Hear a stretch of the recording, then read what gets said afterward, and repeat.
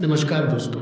आज मैं आपसे एक ऐसी एकादशी के बारे में बात करने जा रहा हूँ जिसे शास्त्रों में सभी 2400 एकादशियों की जननी कहा गया है। एक ऐसी एकादशी जिसका व्रत करने से साल भर की सारी एकादशियों का पुण्य एक साथ मिल जाता है। जी हाँ, मैं बात कर रहा हूँ निर्जला एकादशी की, जिसे भीमसेनी एकादशी या पांडव एकादशी के नाम से भी जाना जाता है। लेकिन दोस्तों, आज मैं आपको कुछ ऐसी बातें बताऊंगा जो शायद आपने पहले कभी नहीं सुनी होंगी। कई लोग इस पवित्र व्रत को रखते तो हैं, लेकिन कुछ छोटी छोटी गलतियों की वजह से उन्हें इसका पूरा फल नहीं मिल पाता। और कुछ ऐसी गलतियां हैं जो इस व्रत के पुण्य को पूरी तरह नष्ट कर देती है। क्या आप जानते हैं वो गलतियां कौन सी हैं? क्या आपको पता है कि इस दिन कौन सा एक काम करने से आपके 7 जन्मों के पाप धुल जाते हैं? और क्या आपको मालूम है कि इस व्रत में पानी न पीने के पीछे क्या गहरा रहस्य छिपा है? अगर आप इन सवालों के जवाब जानना चाहते हैं, अगर आप चाहते हैं कि इस बार आपका निर्जला एकादशी का व्रत पूर्ण फलदायी हो, तो इस वीडियो को अंत तक जरूर देखिए, क्योंकि आज मैं आपको बताऊंगा कि इस दिन क्या करना चाहिए, क्या नहीं करना चाहिए, कौन से काम करने से अधिक पुण्य मिलता है और किन गलतियों से बचना जरूरी है। तो चलिए शुरू करते हैं और सबसे पहले जानते हैं कि आखिर निर्जला एकादशी इतनी खास क्यों है। दोस्तों, पुराणों में एक बहुत ही रोचक कथा आती है। महाभारत काल में पांडवों में सबसे बलशाली भीमसेन थे। भीम को भोजन से अत्यंत प्रेम था और वे बिना खाए एक दिन भी नहीं रह सकते थे। जब महर्षि व्यास ने पांडवों को एकादशी व्रत का महत्व बताया तो भीम चिंतित हो गए। उन्होंने कहा कि हे गुरुदेव, मेरे पेट में वृक्क नामक अग्नि है, मैं भूखा नहीं रह सकता। क्या कोई ऐसा उपाय है जिससे मुझे सभी एकादशियों का पुण्य मिल जाए? तब महर्षि व्यास ने उन्हें बताया कि ज्येष्ठ मास के शुक्ल पक्ष की एकादशी को निर्जला व्रत रखो। इस एक व्रत से तुम्हें पूरे वर्ष की 2400 एकादशियों का फल प्राप्त हो जाएगा। लेकिन इस व्रत में पानी की एक बूंद भी नहीं पीनी है, इसीलिए इसे निर्जला एकादशी कहते हैं। भीम ने यह व्रत किया और उन्हें अक्षय पुण्य की प्राप्ति हुई। तभी से यह व्रत भीमसेनी एकादशी के नाम से प्रसिद्ध हो गया।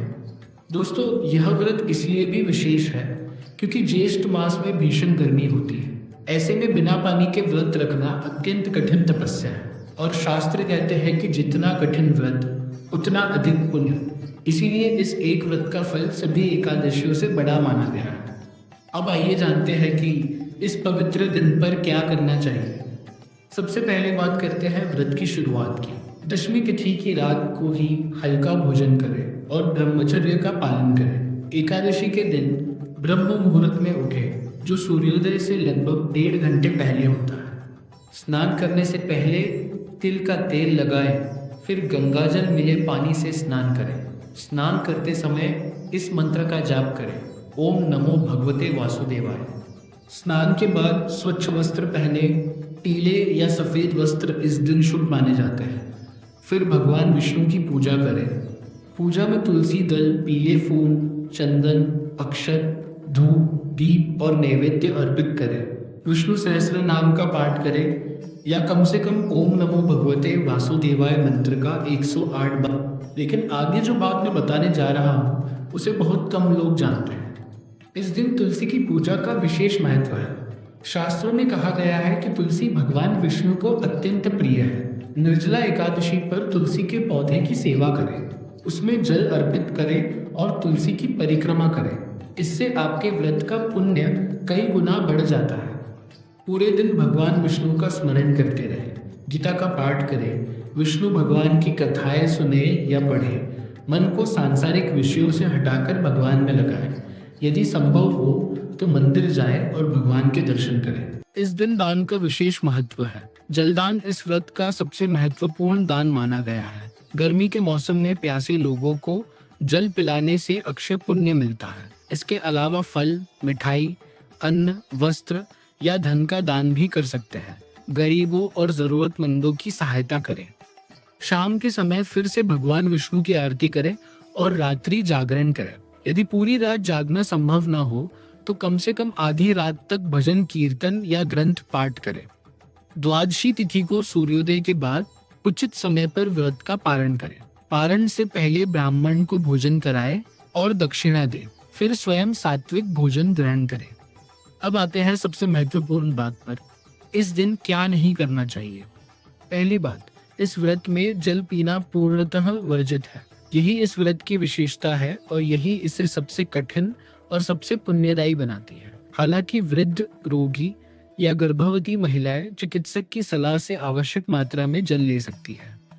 दूसरी बात, इस दिन चावल भूलकर भी न खाएं।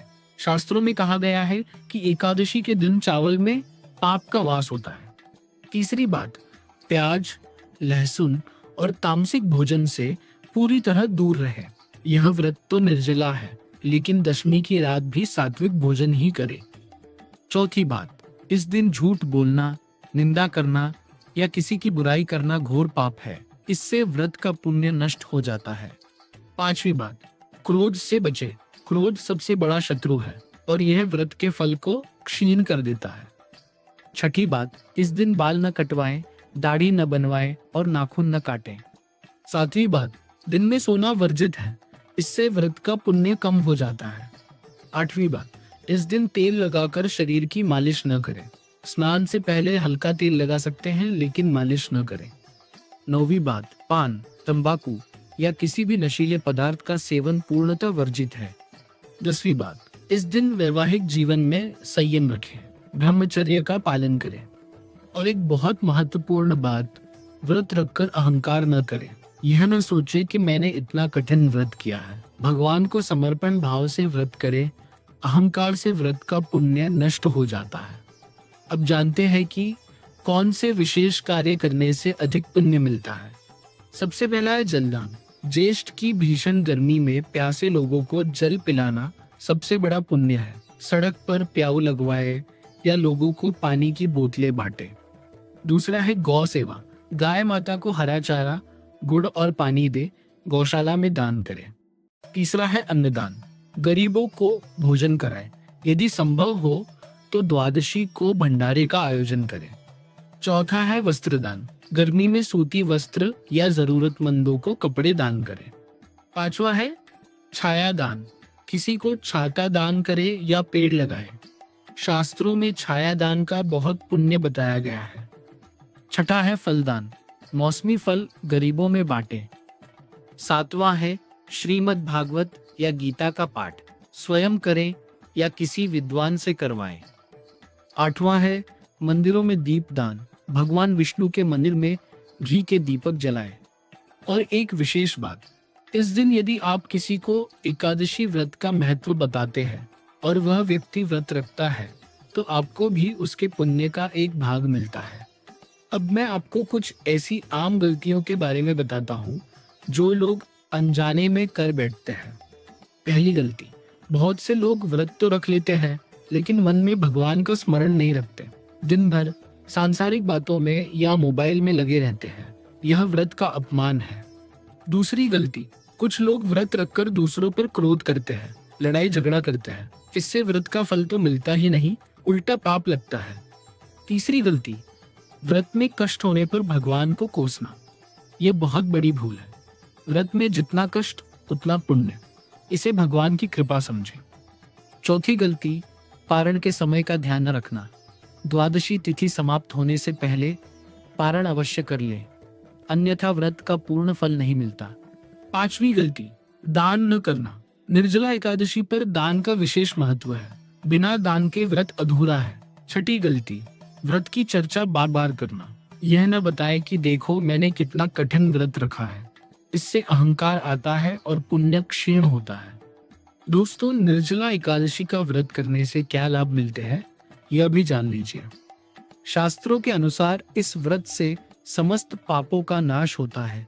भगवान विष्णु की विशेष कृपा प्राप्त होती है। मृत्यु के बाद वैकुंठ धाम की प्राप्ति होती है। जीवन में सुख, समृद्धि और शांति आती है।